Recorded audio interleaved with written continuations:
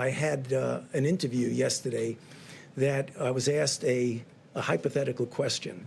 And hypothetical questions sometimes can get you into some difficulty because it's what would have or could have. The nature of the hypothetical question was if, in fact, we had mitigated earlier, could lives have been saved? And the answer to my question was, as I always do, and I'm doing right now, perfectly honestly, say, yes. I mean, obviously, if mitigation helps, I've been up here many times telling you that mitigation works. So if mitigation works, and you instigate it and you initiate it earlier, you will probably have saved more lives. If you initiated it later, you probably would have lost more lives. You initiated at a certain time. That was taken as a way that maybe somehow something was at fault here. So let me tell you from my experience, and I can only speak from my own experience, is that we had been talking before any meetings that we had about the pros and the cons, the effectiveness or not of strong mitigations. So discussions were going on mostly among the medical people about what that would mean.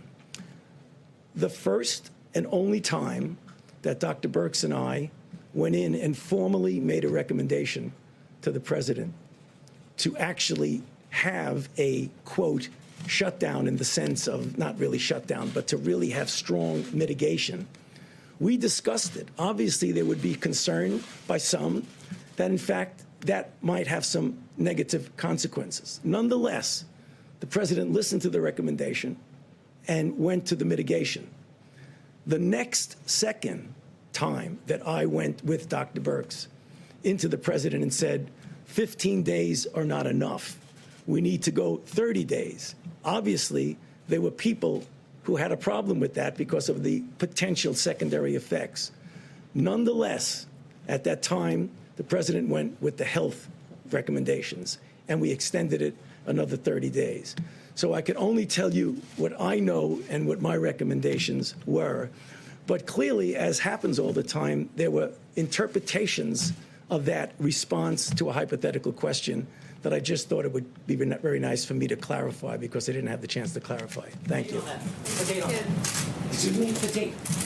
You know, to be honest with you, I don't even remember what the date was. But I can just tell you the first and only time that I went in and said we should do mitigation strongly, the response was, yes, we'll do it. And what did you do? Is that the travel restrictions? No, the travel restriction is separate. That was whether or not we wanted to go into a mitigation stage of 15 days of mitigation. The travel was another recommendation when we went in and said we probably should be doing that, and the answer was yes. And then another time was we should do it with Europe, and the answer was yes. And the next time we should do it with the UK, and the answer was yes. In this interview, you said there was pushback. Yeah. Where did that pushback come from? No, it wasn't, and that was the wrong choice of words. You know what it was? When people discuss, not necessarily in front of the president, when people discuss, they say, well, you know, this is going to have maybe a harmful effect on this or on that. So it was a poor choice of words. There wasn't anybody saying, no, you shouldn't do that. Are you doing this voluntarily, or did the president? No, I'm doing it.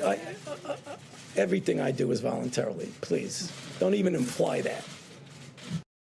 The president has his own style that's obvious to the American public. When I speak to him about issues that are substantive, he listens. I think he always understood the seriousness of it. Right now, as the numbers are becoming crystal clear, he himself is articulating an awareness of that seriousness. But from the beginning, he always took it seriously.